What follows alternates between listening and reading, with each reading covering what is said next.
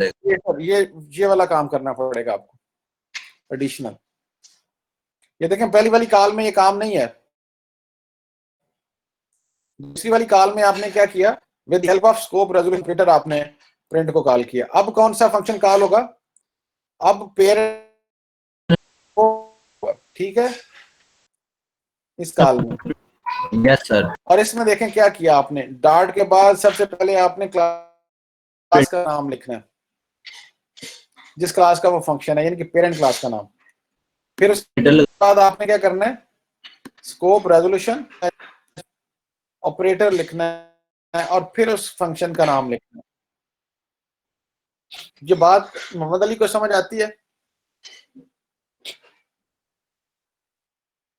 ये मोहम्मद अली के अलावा सीआर को, जीआर को, मोहम्मद अहमद जो बात कर रहा है इस वक्त, उसको समझ आती है? Yes sir. ये मोहम्मद अहमद साहब आपने जो डिफाइन किया था ना फंक्शन ओवरराइडिंग क्या, ये उसकी एग्जांपल है।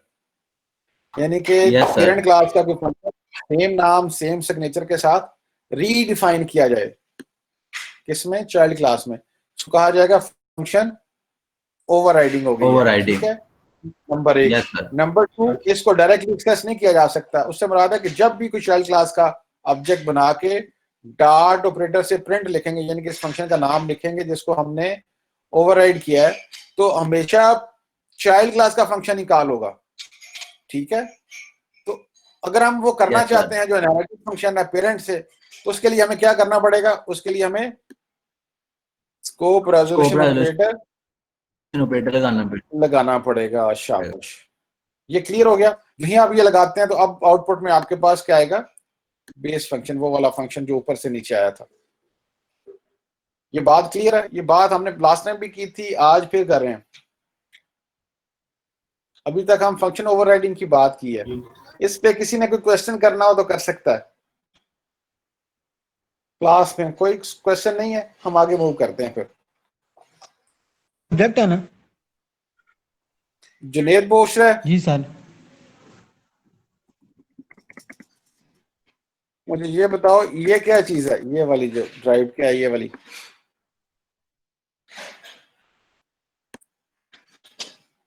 ये क्या क्लास का नेम है, ये क्लास का नेम, क्लास का नेम, क्लास चाइल्ड क्लास का नेम है।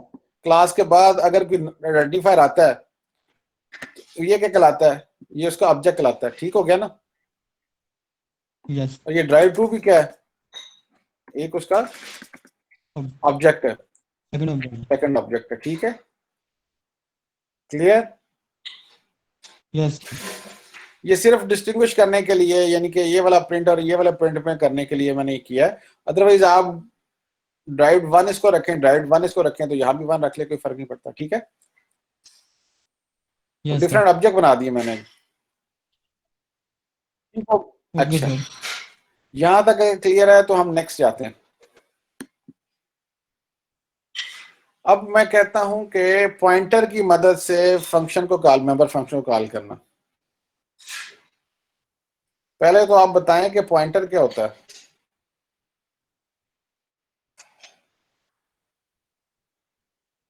तो बता सकते सर, एक खास किस्म का वेरिएबल जो एड्रेस स्टोर करता है। हाँ, यहां तक बात ठीक है, लेकिन इसको अच्छा कर लें। तो खास किस्म का वेरिएबल जो एड्रेस स्टोर करता है किसी दूसरी मेमोरी लोकेशन का, या किसी मेमोरी लोकेशन का, किसी दूसरी मेमोरी लोकेशन का। ठीक हो गया ना, ये क्लियर है ना सबको? Yes sir. यस। अच्छा, ये हमने किया था पॉइंटर। हमने अब पॉइंटर डिक्लेयर कैसे करते हैं, हमने कहा था इंट स्टैटिक पीटीआर, ऐसे ही है ना? Yes sir. अच्छा, फॉर एग्जांपल मैं यहां पे लिखता हूं,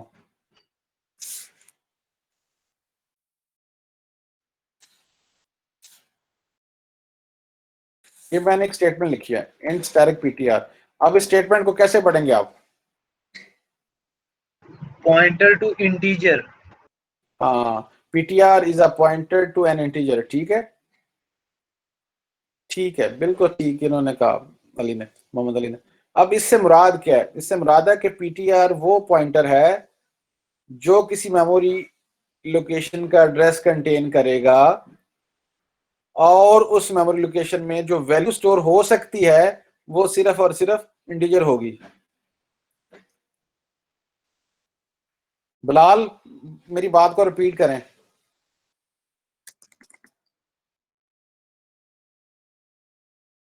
जी यार, मेरी बात को रिपीट करें, क्या ये स्टेटमेंट से मुराद क्या होगी?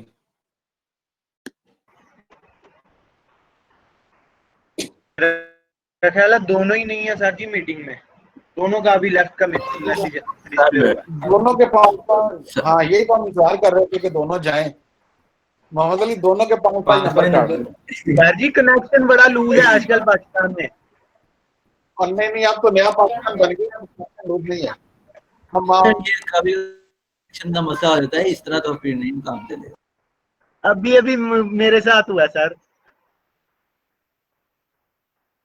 जीआर और सीआर नहीं सर, ये दोनों ही बहुत बहुत अच्छे और नाइस है। नाइस, मेरा ख्याल है इनसे रायत बरते। नाइस लोगों के साथ ही ऐसा होता है ना। जी सर। और कोई नहीं होता, नहीं फिर इनका -5 कर लें दोनों का। आप नहीं हुआ, कह रहा मैं क्लास में हूँ, वो आ गया वापस। भी इधर ही हो चलें, ठीक है मोहम्मद अली आप पढ़ लें। सर जी, आपने अभी ये बात की है कि स्टैटिक पीटीआर एक इंटीजर टाइप का पॉइंटर है जो कि कंटेन करेगा। नहीं पॉइंटर टू इंटीजर है जो कंटेन करेगा इंटीजर, एक इंटीजर का मेमोरी एड्रेस। नहीं, पॉइंटर है जी, वो एक मेमोरी लोकेशन का एड्रेस कंटेन करेगा। यार हमेशा पॉइंटर पर करना है ना, बेशक मेमोरी वो पॉइंटर टू फ्लोट हो, पॉइंटर टू करैक्टर हो, पॉइंटर टू इंटीजर हो, पॉइंटर टू डबल हो, पॉइंट उसकी जो पॉइंटर टू वाइड जो है वो एक अलग चीज है, ठीक है।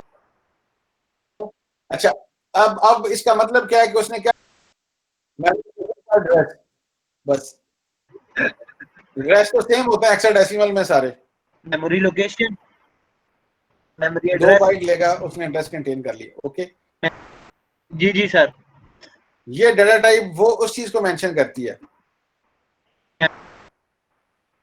यानी कि अब उसमें भी रिस्ट्रिक्शन है, उस मेमोरी लोकेशन पे लग रही है ना। जी सर। मैं ये बात करना चाह रहा हूँ, जब हम कहते हैं पॉइंटर टू एन इंटीजर है पीटीआर, तो इसका मतलब क्या है? जी बिल्कुल। पीटीआर वो पॉइंटर है जो किसी मेमोरी लोकेशन का, ऐसी मेमोरी लोकेशन का एड्रेस कंटेन करेगा जिस मेमोरी लोकेशन के अंदर जो वैल्यू आ सकती है या होगी, वो कौन सी होगी? वो इंटीजर होगी, वो इंटीजर होगी। बात समझ आइए? यानी कि मतलब खास भी उस तरह से अदा करें जो कंसेप्ट है। Okay sir. अब मैं इसलिए कह रहा हूँ कि आप रिपीट करें इसको, Mohammad Ali integer repeat type, करें, इसकी आवाज आ रही है। हमने एक पॉइंटर बनाया शाबाश। जिसका आइडेंटिफायर है पीटीआर, और वो पॉइंट कर रहा है एक इंटीजर को। मिसाल के तौर पे वो जिस तरह की मेमोरी एड्रेस जो स्टोर करेगा उसकी डाटा टाइप इंट होगी, उसके अंदर जो वैल्यू स्टोर होगी वो इंट टाइप की होगी। इन टाइप ही हो सकती है। ठीक हो गया, शाबाश शाबाश, ठीक हो गया। अच्छा, इसका मतलब है कि ये जो अगर आपको नजर आ रही है स्लाइड, जी सर। ये जो डाटा डिक्लेयर करते हैं, इसका मतलब है ये इसका उस मेमोरी लोकेशन के साथ है जी जिसका एड्रेस इसने कंटेन। तो जी सर। और दूसरा कॉन्सेप्ट इसका क्या होता है, इसलिए इसको पॉइंटर कहते हैं कि ये पीटीआर या कोई भी पॉइंटर हमेशा उस मेमोरी लोकेशन को पॉइंट करेगा जिसका वो एड्रेस कंटेन करता है। ये सिंपल सी बात है। जी सर। किसको पॉइंट करता है? उस मेमोरी लोकेशन को जिसका वो एड्रेस कंटेन करता है। That's why we call it pointer. Okay, okay sir. ये हमारा पुराना कॉन्सेप्ट था। इससे हम थोड़ी सी बात और आगे बढ़ाते हैं। अब मैं क्वेश्चन करता हूं, क्या पॉइंटर की मदद से भी हम मेंबर फंक्शन को कॉल कर सकते हैं? तो आंसर यस सर कर सकते हैं। कर सकते हैं। तो सबसे पहले आपने एक काम करना है सारे बच्चों ने कि खुद से एक जनरल क्लास बनानी है जिसका नाम आपने रखना है, ये लिख लें आप, क्लास बनानी है एबीसी, ये आपकी असाइनमेंट का हिस्सा होगी। क्लास बन गई? Yes sir. आपने डिक्लेयर कर देने हैं कोई भी एक्स वाई, ठीक है, और उसके 2-3 फंक्शंस आपने लिख देने हैं, सेटर गेटर फंक्शंस लिख दिया आपने, ठीक है। अब आपने मेन में जाके उस क्लास का ऑब्जेक्ट बनाना है, लेट्स से ओबीजे बना दिया आपने, ठीक है। मैं कहता हूं कि pointer to that class, pointer to ABC class बनाएं आप। तो कैसे बनाएंगे आप? जिस तरह आपने ये सर वो हम वो क्लास पहले वो उस क्लास टाइप का पॉइंटर क्लास का नाम आ गया, जी पैरेंट आ गया, फर्ज किया जी आपने सर। उसका नाम किया रखा, जी सर। बना लेंगे इस तरह, जी सर बना लेंगे।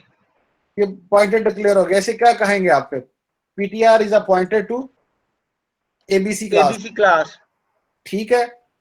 इसी तरह मैं कहता हूं कि यस सर। एबीसी का एक ऑब्जेक्ट बनाए ओबीजे, बना लेंगे।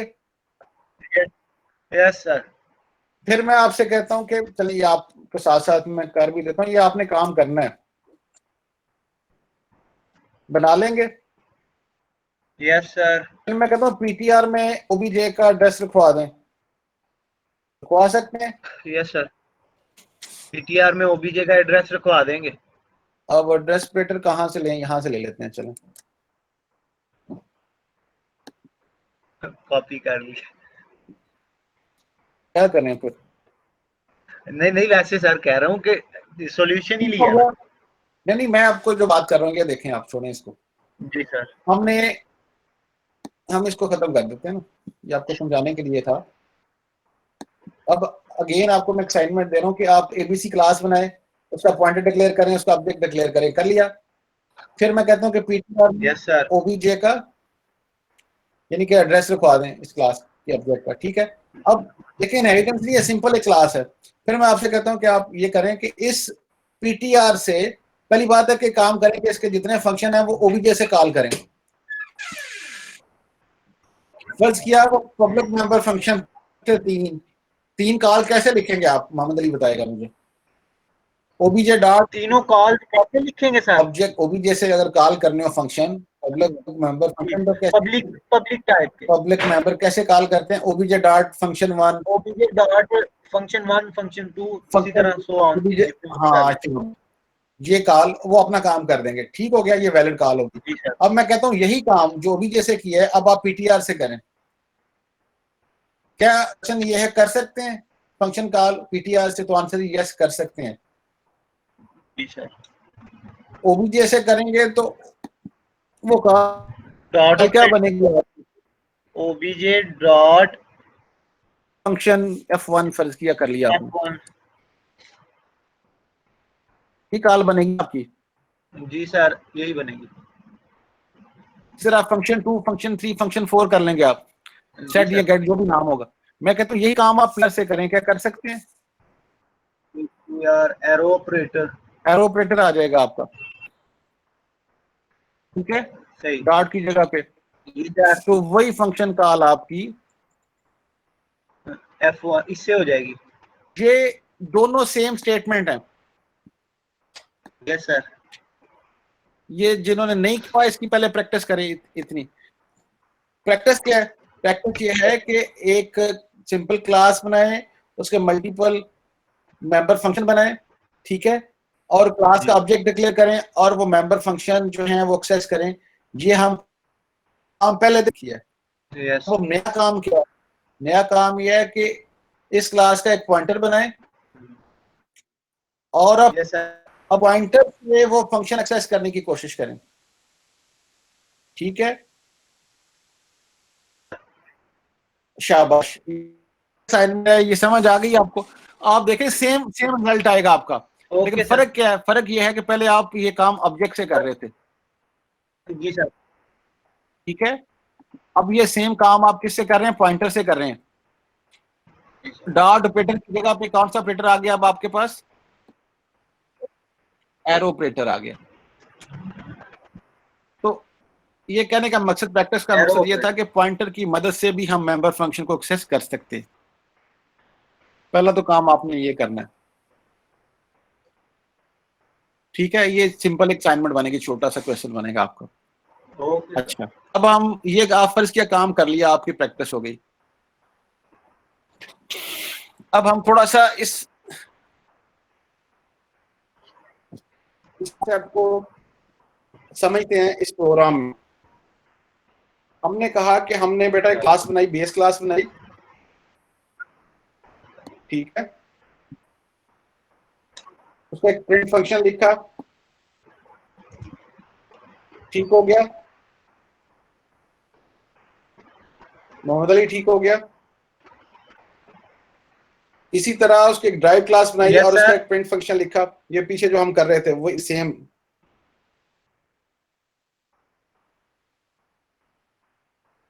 और जब ड्राइव की तो ये पब्लिक फंक्शन जो था प्रिंट का ओवरराइड होके नीचे पब्लिक बन गया चाइल्ड का। ऐसे ही है ना? शाबाश। अब यस सर, चाइल्ड क्लास के पब्लिक पोर्शन में एक्सेस स्पेसिफायर के अंदर प्रिंट के दो फंक्शंस हैं, उसका अपना है और एक उसका इनहेरिटेड है। ठीक हो गया? अच्छा, अब आप देखें कि यहाँ पे हमने क्या किया। हमने बेस क्लास का एक पॉइंटर डिक्लेयर किया, पीटीआर।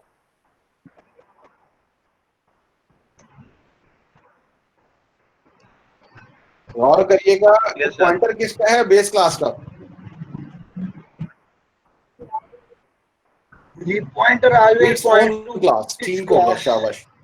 ये मैंने लिखवाया हुआ है आपको। और उसमें हमने क्या एड्रेस किसका रखवा दिया? चाइल्ड क्लास के ऑब्जेक्ट का, क्योंकि ऊपर हम चाइल्ड क्लास का ऑब्जेक्ट जो था वो बना चुके थे।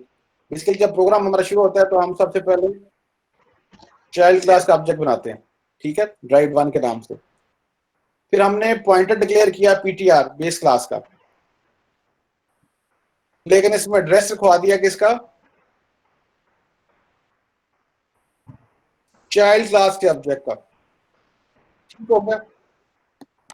अच्छा, अब हम अब हम अगर ड्राइव 1 डॉट प्रिंट कॉल करेंगे तो कौन सा फंक्शन कॉल होगा? हमारा चाइल्ड क्लास का फंक्शन कॉल होगा। ठीक हो गया? ये पीछे हमने किया है। और अगर हम पेरेंट क्लास का इनहेरिटेड फंक्शन करना चाहते हैं तो हमें क्या इस्तेमाल करना पड़ेगा? Scope resolution. ठीक हो गया, शाबाश। लेकिन ये जो हमने स्टेटमेंट लिखी है इसका फायदा क्या हो रहा है? इसका फायदा ये हो रहा है कि जो ही हम पीआर से फंक्शन कॉल करते हैं प्रिंट, तो वो कौन सा फंक्शन कॉल हो रहा है? वो उसकी जिस क्लास का पॉइंटर है। हाँ, हालांकि इसमें एड्रेस किसका था? हमारा कॉन्सेप्ट अभी हमने नीचे पढ़ा भी है कि पॉइंटर जो है हमेशा उस मेमोरी लिखता है वो एड्रेस कंटेन करता है। लेकिन ये सेकंड प्रायोरिटी है। फर्स्ट प्रायोरिटी क्या है? जिसका फर्स्ट प्रायोरिटी है कि जिस टाइप का पॉइंटर होता है, पहले तो प्रायोरिटी उसकी आ गई ना। हमने प्रायोरिटी इसकी देखें, दो चीजें कर ली इसमें। पॉइंटर एक्चुअली बेस क्लास का था, अब एक्चुअली वो कोई एक डाटा टाइप है, फॉर एग्जांपल वो इंटीजर है, उसका पॉइंटर था। ठीक है, ये समझे? लेकिन उसके अंदर जो एड्रेस रखवा रहे हैं वो किस टाइप का रखवा रहे हैं? वो कोई कैरेक्टर टाइप का और डाटा टाइप उसका रखवा रहे हैं। अब बात समझ आती है आपको? यहाँ आके क्लैश हो जाता है, यहाँ आके कंफ्यूजन है। अब इस केस में क्या होगा? इस केस में again base function. Mohammad Ali ठीक हो गया? Yes sir. अच्छा, बिल्कुल ठीक होगी बात। वेयरएज अगर यही काम हम ऑब्जेक्ट से करना चाहते, इस ड्राइव क्लास के ऑब्जेक्ट से, तो हमें क्या इस्तेमाल करना पड़ना था? स्कोप रेजोल्यूशन ऑपरेटर का यूज करना पड़ना था। शाबाश। सिंपल डॉट ऑपरेटर से इसने इस फंक्शन को एक्सेस नहीं करना था। लेकिन ये एक ऑब्जेक्ट ऐसा है जो ये ptr की मदद से पेरेंट क्लास का जो इनहेरिटेड को एक्सेस कर रहा है, ठीक है।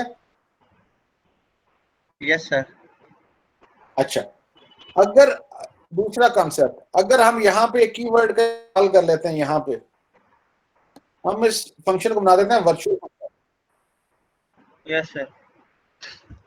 ठीक है, अब क्या होगा, ये होगा कि अगेन कॉल तो जाएगी, पॉइंट किसको पीटीआर कर रहा था, बेस क्लास को, अकॉर्डिंग टू ये उसको पॉइंट करेगा।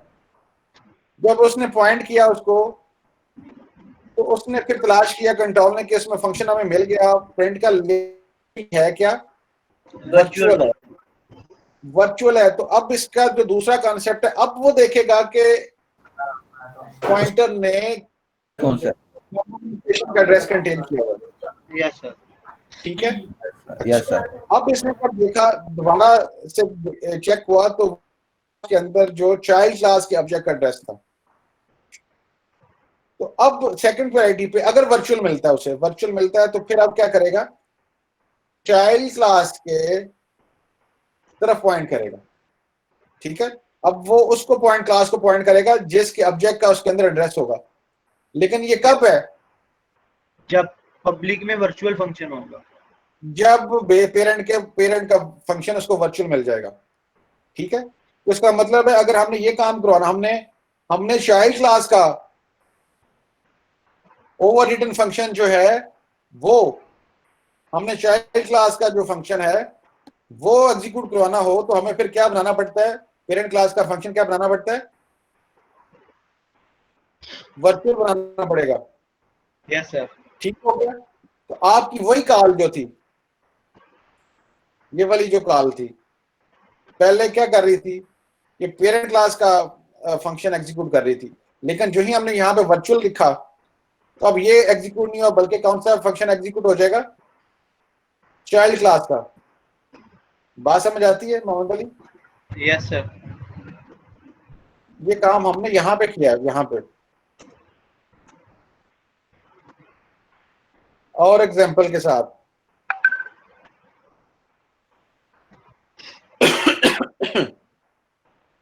फॉर एग्जांपल आप देखें इसको, तो हमने एक शेप नाम की क्लास बनाई, ये नजर आ रही है आपको स्लाइड, मोहम्मद अली साहब? Yes sir. इसको बेटा गौर से देखें, ये हमने शेप नाम की जनरल क्लास बनाई है, कि ज्यादा स्पेसिफिक एग्जांपल ये, अब हम पॉलीमॉर्फिज्म की तरफ जा रहे हैं। ठीक है, हमने एक शेप नाम की क्लास बनाई है, ठीक है, और उसमें दो डेटा मेंबर डिक्लेयर कर दिए हैं, विड्थ और हाइट। और इसका कह लें आप एक एरिया नाम का एक फंक्शन जो है इसमें हमने डिफाइन कर दिया है, जिसको जब कॉल किया जाएगा तो सिंपल लिखते हैं छुट्टियां कब होनी है, पेरेंट क्लास एरिया। ठीक है, मोहम्मद अली समझ आ रही है? यस सर, आ रही है। अच्छा, ठीक हो गया। इस क्लास से हमने एक चाइल्ड क्लास बनाई रेक्टेंगल, जिसको पब्लिकली इनहेरिट कर लिया हमने शेप से। Yes sir. ठीक हो गया। और इस क्लास का एक हमने कंस्ट्रक्टर लिखा जो इसकी विड्थ और हाइट को एडजस्ट करता है। जब भी ऑब्जेक्ट क्रिएट किया जाएगा रेक्टेंगल क्लास का, दो आर्गुमेंट हम पास करेंगे, पहला आर्गुमेंट विड्थ को सेट कर देगा, दूसरा हाइट को सेट कर देगा। ठीक हो गया मोहम्मद अली? यस ठीक सर। हो गया? Yes sir. Yes sir. अच्छा, ठीक हो गया, शाबाश। अब आप गौर से देखें, ये येलो कलर का मैंने फंक्शन लिखा था एरिया पेरेंट क्लास का, वही ओवरराइड करवा दिया मैंने कहाँ पे आके, चाइल्ड क्लास में।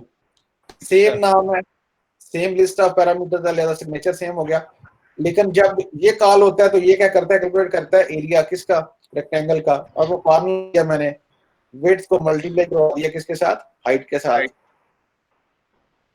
ठीक है, इसी तरह मैंने एक और क्लास बनाई चाइल्ड क्लास, उसको इनहेरिट किया किससे, पब्लिक शेप से। शेप से।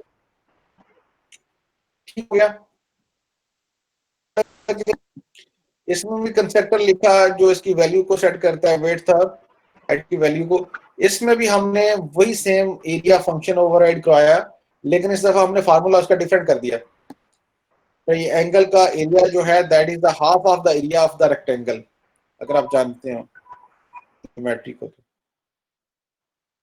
ठीक है, यस सर। अच्छा तो हमने क्या किया है कि इसको फार्मूले में इसका जो हाइट और विड्थ को मल्टीप्लाई करके 2 पे डिवाइड कर दिया। ठीक है, ओके सर। देखें ये area calculate Okay, sir. Different formula है। जो रेक्टेंगल का एरिया कैलकुलेट होता है, ऊपर वाला एरिया जो है वो नीचे सारी ट्राइंगल का होता है, ऊपर किसका होता है, रेक्टेंगल का होता है। ठीक है, यस सर, यस सर। अच्छा अब हमने क्या किया कि हमने मेन के अंदर शेप टाइप का एक पॉइंटर डिक्लेयर कर दिया, शेप। ठीक है, इसको क्या कह सकते हैं आप, sir. Shape is a pointer to shape class. ठीक है, क्लास शेप। क्लास शेप, ठीक हो गया। आगे रेक्टेंगल का एक ऑब्जेक्ट हमने डिक्लेयर किया रेक्टेंगल ओबीजे के नाम से, रेक ओबीजे के नाम से, और 2 वैल्यूज पास कर दी 10 और 7। इसकी विड्थ और हाइट जो है वो सेट हो गई। ठीक है, यस सर। एक और ऑब्जेक्ट हमने ट्राइंगल क्लास का बनाया, ट्राई ऑब्जेक्ट के नाम से, ट्राई ओबीजे के नाम से, और उसमें 2 वैल्यूज पास कर दी 10 और 5। ये ट्राइंगल की ऑब्जेक्ट की वैल्यूज भी सेट हो गई, विड्थ और हाइट। ठीक हो गया, यस सर। ओके। अब हमारे पास मेमोरी में 2 ऑब्जेक्ट पड़े हैं, एक रेक ऑब्जेक्ट रेक्टेंगल का ऑब्जेक्ट है, और एक ट्राई ऑब्जेक्ट ओबीजे ट्राइंगल का ऑब्जेक्ट पड़ा है। ठीक है, यस सर। हमने क्या किया कि हमने ये जो पॉइंटर डिक्लेयर किया था, pointer to the parent class, उसके अंदर एड्रेस लिखवा दी हमने रेक्टेंगल ऑब्जेक्ट का। Okay sir. ठीक है, अच्छा जब इसका एड्रेस लिखवा Yes, दिया sir, तो yes, उसके sir. बाद हमने जो अभी पीछे लर्न किया है कि इस पॉइंटर से कॉल किया एरिया को, और इस्तेमाल किया एरो ऑपरेटर, और एरिया कॉल कर लिया। अब आप मुझे बताएं कि कौन सा फंक्शन तीनों फंक्शंस में से कॉल होगा। सर क्लास शेप वाला फंक्शन जो है, पेरेंट क्लास का अच्छा, पेरेंट क्लास का हालांकि था रेक्टेंगल ऑब्जेक्ट का, लेकिन आपकी बात बिल्कुल ठीक है, क्योंकि अभी हमने पढ़ा है कि pointer always point two its own class, अपनी क्लास को ही पॉइंट करेगा। तो इसका मतलब है कौन सा फंक्शन कॉल हो जाएगा,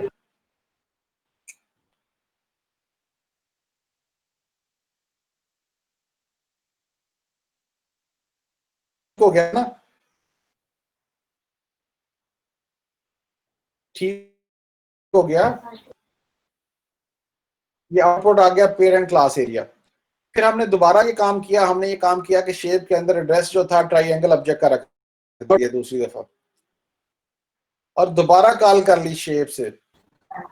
फिर भी वो पेरेंट क्लास को ही शो करेगा, उसको ही आउटपुट देगा। फिर तो इसको इस तरह करें कि पॉइंटर चूंकि पेरेंट क्लास का था, तो कंट्रोल किधर पॉइंट किसको कर रहा है, पेरेंट क्लास को, बेस क्लास, शेप क्लास को। ठीक है, और वहां का जो एरिया का फंक्शन है वो एग्जीक्यूट हो जाएगा। ठीक हो गया, यस सर। यहां तक आप इसको क्लियर है बिल्कुल। आप नोट करें कि बीच में जिसका मर्जी एड्रेस था, अभी उसने एड्रेस चेक ही नहीं किया मेरे अंदर एड्रेस कौन सा है। किस पॉइंटर के अंदर जो एड्रेस फंक्शन नहीं होगा तब तक वो एड्रेस चेक नहीं करेगा। मेरी बात सुने ना, पहला स्टेप ये होता है कि वो बेस क्लास की तरफ जाता है, पॉइंट करता है, उसने किया, एड्रेस चेक करने का मौका ही नहीं मिला उसे। ठीक हो गया, ठीक हो गया ना, यस सर। शाबाश।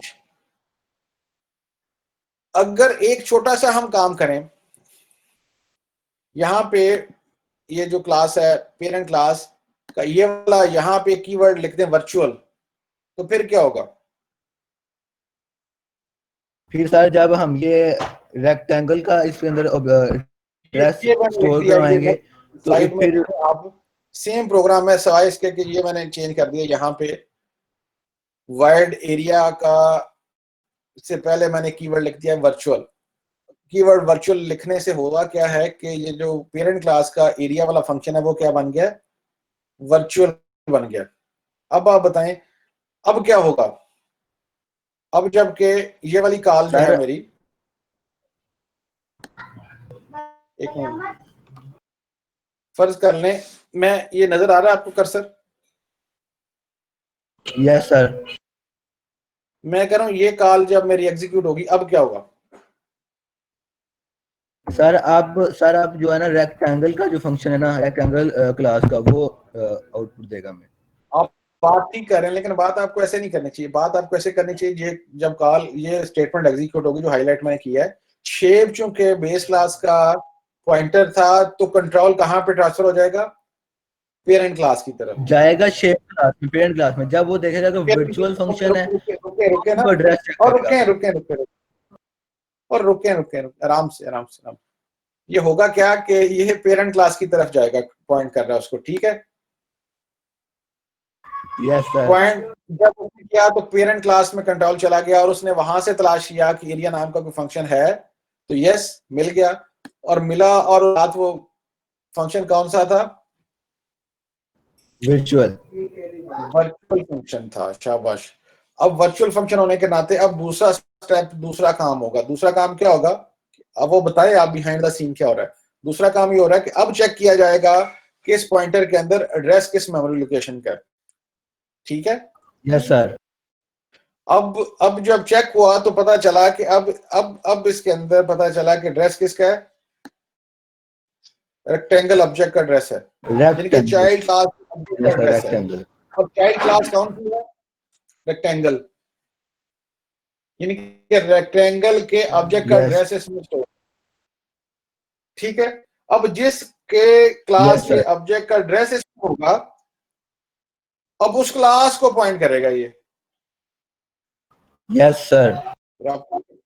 फिर आपने क्या कहना है कि पॉइंटर के अंदर जिस क्लास के ऑब्जेक्ट का एड्रेस होगा, उस क्लास को ये पॉइंट कर रहा है।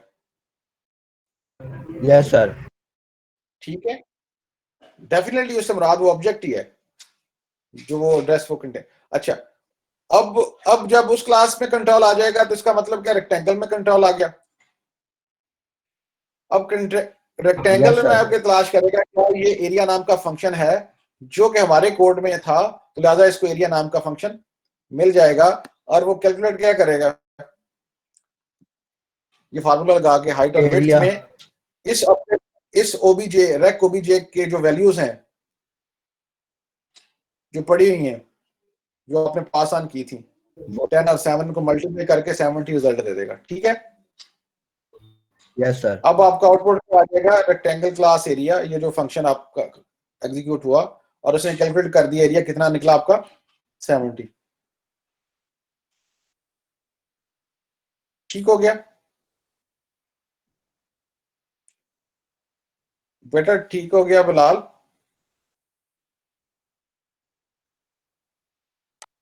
मोहम्मद अली ठीक हो गया? यस सर, ठीक हो गया। अच्छा, अब दूसरा काम आपने ये किया कि अब आपने ट्रायंगल ऑब्जेक्ट जो था, यानी कि ट्रायंगल चाइल्ड क्लास जो थी, उसके ऑब्जेक्ट का एड्रेस इसमें रखवा दिया शेप में। अब अगेन आपने वो कॉल की, देखें कॉल आपकी सेम है, पहली कॉल थी आपकी, इसी पॉइंटर की मदद से थी। ये ऊपर आपने जो कॉल की हुई है ये वाली, दोनों स्टेटमेंट सेम है ना, इसमें फर्क तो नहीं है कोई? Yes sir. Yes sir. लेकिन अब क्या, कौन सा फंक्शन एग्जीक्यूट होगा? सर अब वो चेक करेगा कि वो जाएगा शेप क्लास में, लेकिन वो जाकर चेक करेगा कि एरिया नाम का कोई फंक्शन है, वो चेक करेगा, मिल जाएगा। लेकिन उसके साथ वो वर्चुअल फंक्शन होगा, तो फिर वो चेक करेगा कि हमारा एड्रेस कौन सा है वो पॉइंटर के अंदर। फिर वो जिस फंक्शन का, जिस क्लास का एड्रेस होगा उस पॉइंटर के अंदर, उस क्लास में जाएगा। जिस क्लास के ऑब्जेक्ट एड्रेस होगा, जी, जिस क्लास का ऑब्जेक्ट एड्रेस होगा ना, वो उस क्लास में जाएगा। उस क्लास में एरिया नाम फंक्शन को एग्जीक्यूट करेगा। शाबाश। और वो इस दफा ये वाला फंक्शन एग्जीक्यूट होगा, एरिया कैलकुलेट करके 2 पे डिवाइड हो जाएगा, ठीक है? और इसमें वैल्यूज आपने पास ऑन की 10 और 5, 50 और 25 आ जाएगा इसका आंसर। Yes sir. ये आपका प्रोग्राम एग्जीक्यूट हो गया। अब मैं एक और बात आपसे करना चाह रहा हूं, और से आपने बात सुननी है। आप देखें कि फंक्शन कॉल आपकी सेम ही थी, इसमें भी वही फंक्शन कॉल थी और इसमें भी फंक्शन कॉल Yes, वही sir. थी, लेकिन दोनों दफा Yes, इसका sir. आउटपुट डिफरेंट आया, फंक्शनैलिटी डिफरेंट आई है। ठीक Yes, है, sir. ओके। डिफरेंट क्यों आई है? क्योंकि रन टाइम पे डिसाइड हुआ है कि अब शेप में कौन सी वैल्यू आई है और अब शेप के अंदर कौन सा एड्रेस आया है। ठीक है ना? Yes, sir. ये जो पॉलीमॉर्फिज्म की टाइप है, पहली बात तो ये है कि सेम कॉल से आपके प्रोग्राम ने डिफरेंट फंक्शनलिटी परफॉर्म कर दी। ये ठीक है बात? सेम कॉल से डिफरेंट फंक्शनलिटी परफॉर्म कर दी, ऐसे ही है ना? Yes, sir. पहले तो आप थोड़ा सा फिक्स कर लेना, सेम कॉल से डिफरेंट फंक्शनलिटी परफॉर्म हुई है। कभी रेक्टेंगल का एरिया कैलकुलेट हो रहा है, कभी ट्राइंगल का, और ये आपकी शेप्स जो है वो ज्यादा भी हो सकती हैं, सर्कल भी हो सकती है, सिलेंडर भी हो सकती है, और भी पेंटागन भी हो सकती, डिफरेंट शेप्स हो सकती हैं। ऐसे ही है ना? Yes, हर sir. एक के लिए Yes, sir. सेम होगी, एक ही तरह की होगी। Yes, sir. और अब हम यहां से पहले पॉलीमॉर्फिज्म को डिफाइन करेंगे कि अगर आपका प्रोग्राम ये एबिलिटी रखता हो कि सेम फंक्शन कॉल पे डिफरेंट हो, तो उसे हम कहेंगे कि आपका प्रोग्राम पॉलीमॉर्फिज्म को इंप्लीमेंट कर रहा है। Yes, बात समझ sir. आती है? Yes, sir. ये 2-3 लोग बोले इसको, ये देखें, ये कॉन्सेप्ट है, यही डेफिनेशन है इसकी। अब आप डेफिनेशन जहां से मर्जी पढ़ें इसकी, पहले आपको बात समझ आए। पॉलीमॉर्फिज्म क्या है? कि सेम फंक्शन कॉल पे डिफरेंट फंक्शनैलिटी परफॉर्म करना। Same function call से different functionality परफॉर्म करना, execute जो कर कि इस केस में हो रही है। perform करना। Yes, sir. हो रही है। अभी दो तरह से किया ना, ज्यादा टाइप भी, जितनी ज्यादा क्लासेस बना लेंगे आप हो जाएगी। Yes, sir. Yes, ठीक हो गया? yes, sir. अच्छा, इसको छोटा जी सा सर। और बदलते हैं हम इस प्रोग्राम को। अब मैं इस जगह पे आके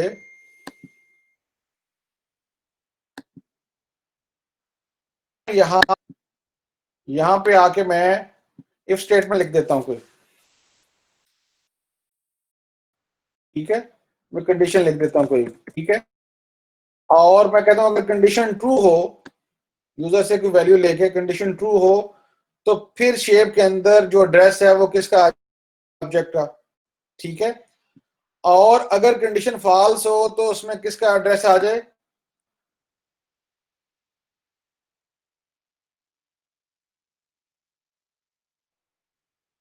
ट्राइंगल के ऑब्जेक्ट का।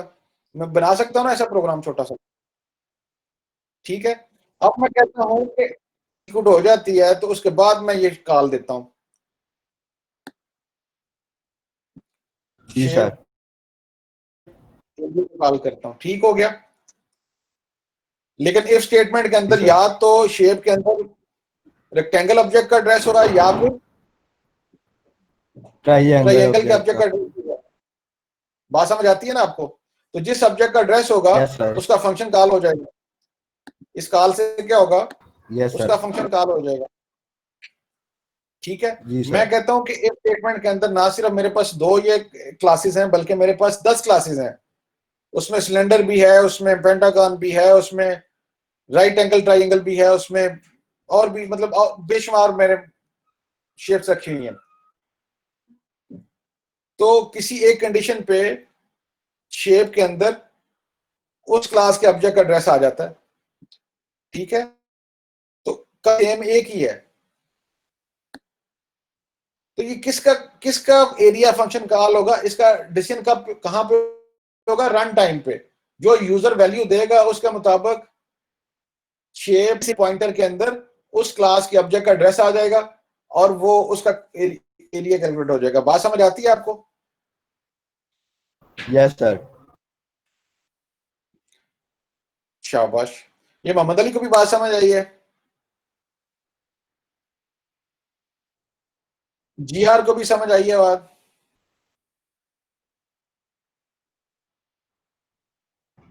यस सर, आ जी हाँ, रही है। नहीं है। और किसी को समझ आती है क्लास में? सर आ गई है।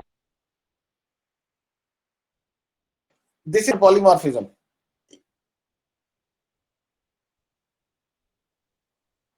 फिर क्या कहेंगे पॉलीमॉर्फिज्म का? मॉर्फिज्म कैसे डिफाइन करेंगे? The ability of the program to perform multiple different function on the same function call is called polymorphism. ये मेरे अल्फाज हैं, आपके अल्फाज डिफरेंट हो सकते हैं। नेट से आप, बुक से आप डेफिनेशन देखें, वो आप जो भी डेफिनेशन होगी इस कॉन्सेप्ट को डिफाइन करेगी। क्या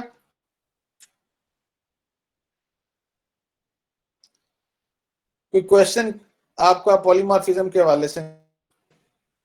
कि हमने बेसिकली Yes, sir. रिपीट किया लेक्चर, जो क्योंकि गैप आ गया था, तो मैं चाह रहा था ये सारी चीजें दोबारा। चलो एक क्वेश्चन था।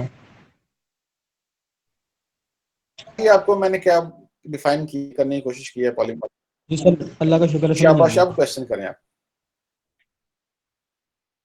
जब हमने जो बेस का मेंबर फंक्शन था उसे वर्चुअल बना दिया, जी जी। तो फिर जब हम दोनों दफा नीचे कॉल कर रहे हैं तो एक दफा जो है ना रेक्टेंगल का फंक्शन कॉल हो रहा है, दूसरी दफा ट्रायंगल का। बिल्कुल सही।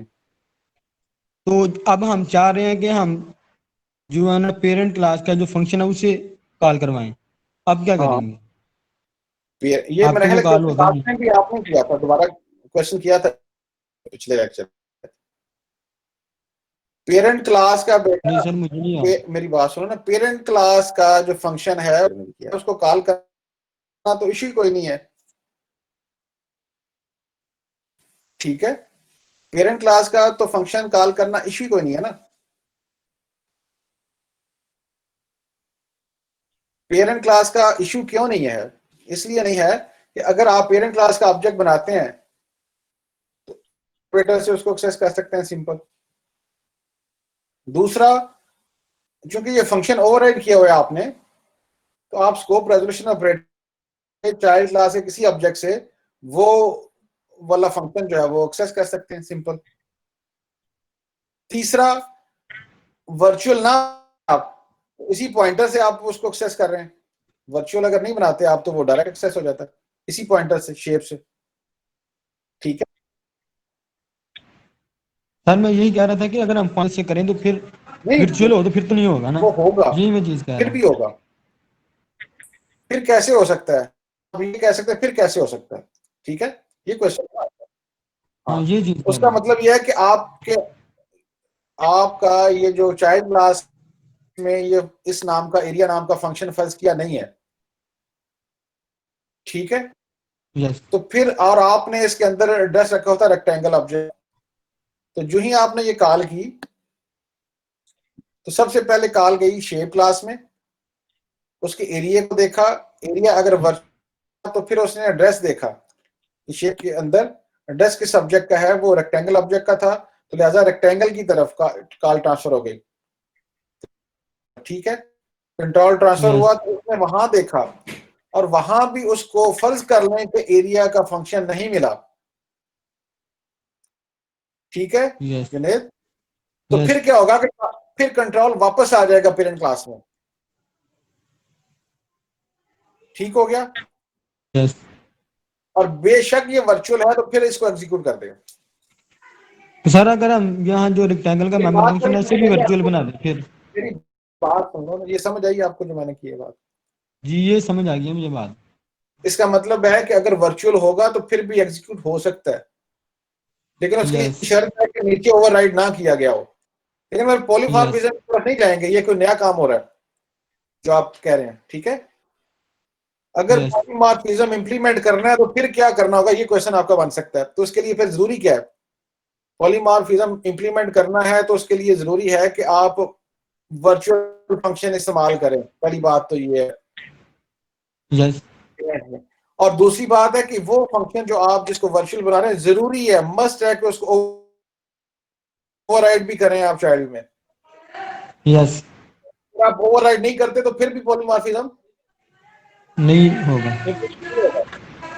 यानी कि वर्चुअल फंक्शन का कंसेप्ट आ गया, दूसरा फंक्शन ओवरराइडिंग का कंसेप्ट आ गया, और तीसरा पॉइंटर्स का कंसेप्ट आ गया।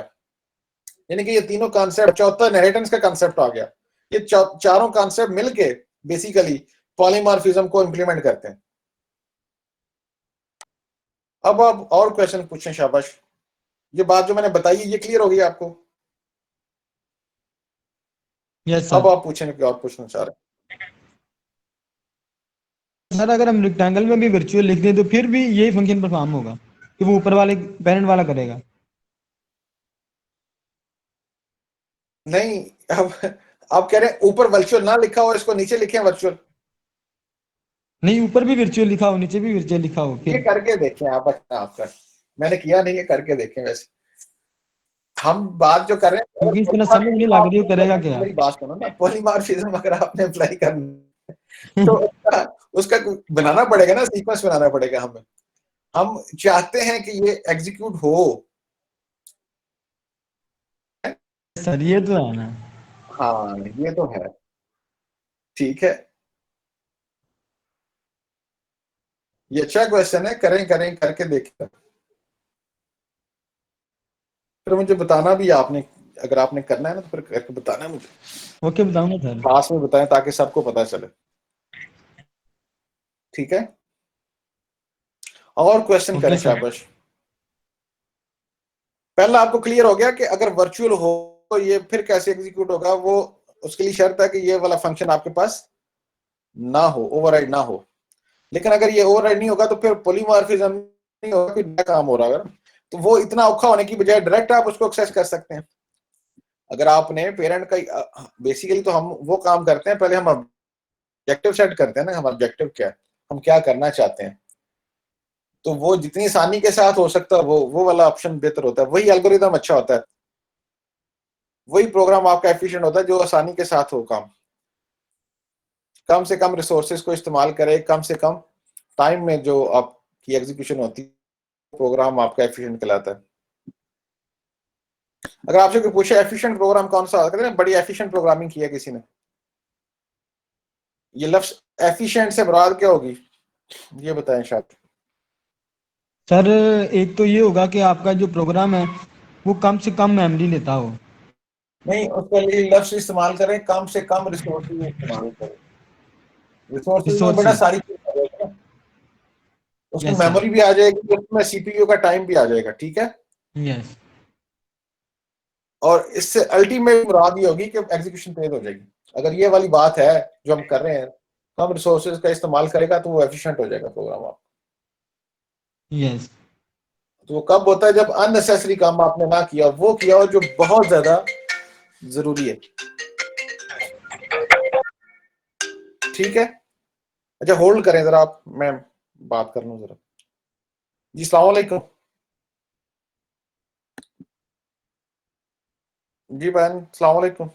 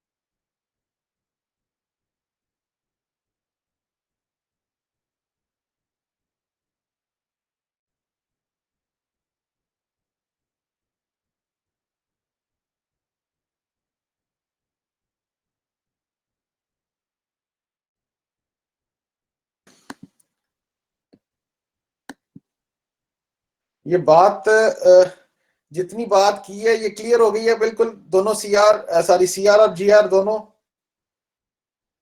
जी सर, हो गया। अच्छा, इसी में थोड़ी सी बात और कर लें, रन टाइम पॉलीमॉर्फिज्म और कंपाइल टाइम पॉलीमॉर्फिज्म में क्या डिफरेंस है, ये अब फिर हम नेक्स्ट क्लास में करें।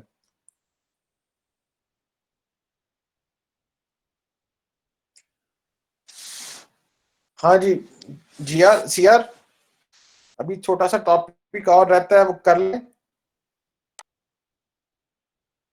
सर सिलेबस खत्म नहीं हुआ अभी? अच्छा, क्या कह रहे हैं आप? कर लेते हैं ठीक है, कर लेते हैं चलें, सही हो गया। अच्छा बेटा, बात ये है, सर एक मिनट बात सुने जरा, एक मिनट बात सुने।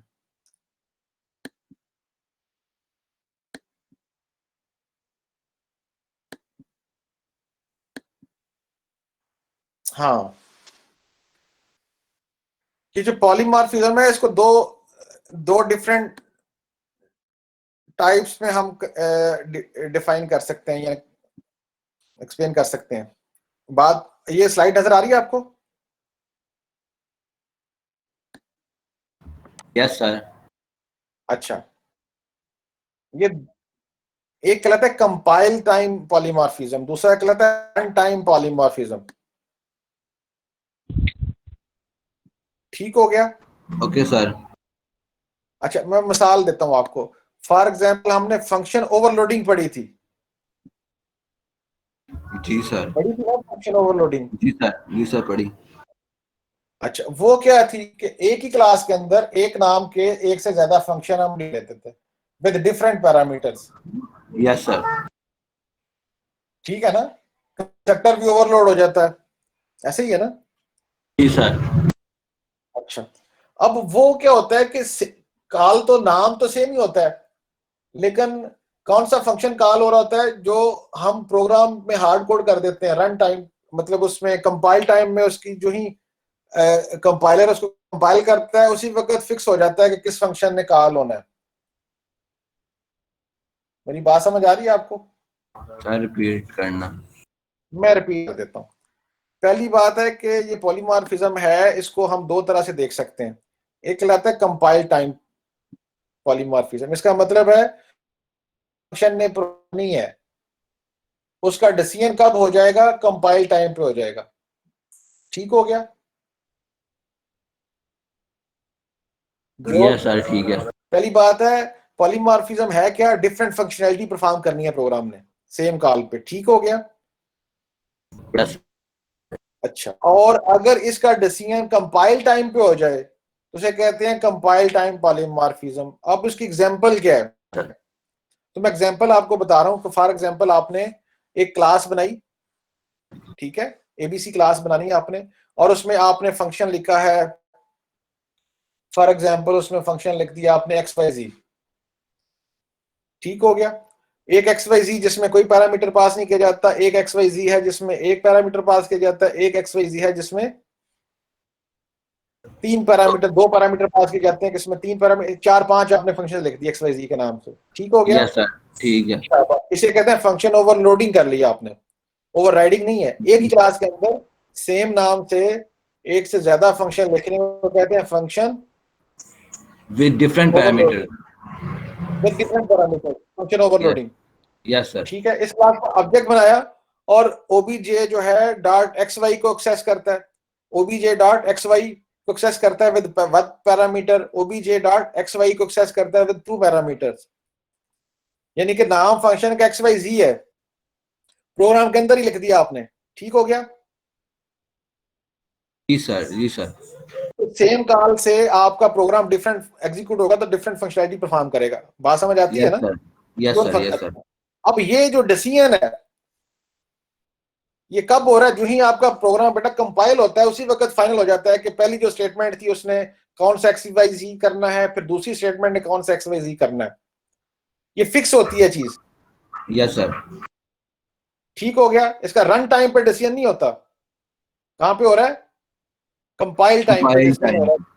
शाबाश, इसको कहते हैं कंपाइल टाइम पॉलीमॉर्फिज्म। और एग्जांपल है फंक्शन ओवरलोडिंग। इसी को कहा जाता है स्टैटिक बाइंडिंग भी कहते हैं। क्या कहते हैं? स्टैटिक बाइंडिंग या इसका अर्ली बाइंडिंग, अर्ली बाइंडिंग भी कहते हैं इसे। Early binding. बात समझ आ गई आपको? बात समझ आ गई? कंपाइल टाइम पॉलीमॉर्फिज्म जिसका डिसीजन फंक्शनैलिटी का कहां पे हो गया? कंपाइल टाइम पे। बिलाल ठीक है? अच्छा, अब दूसरा आ गया रन टाइम पॉलीमॉर्फिज्म। ये अभी जो फंक्शन ओवर किया है, इसका डिसीजन कब हो रहा था? इससे हमने रन टाइम पे जाके डिसीजन हो रहा था कि किस पॉइंटर में किस क्लास के ऑब्जेक्ट का एड्रेस जाना है। कौन डिसाइड कर रहा है? यूजर डिसाइड कर रहा है।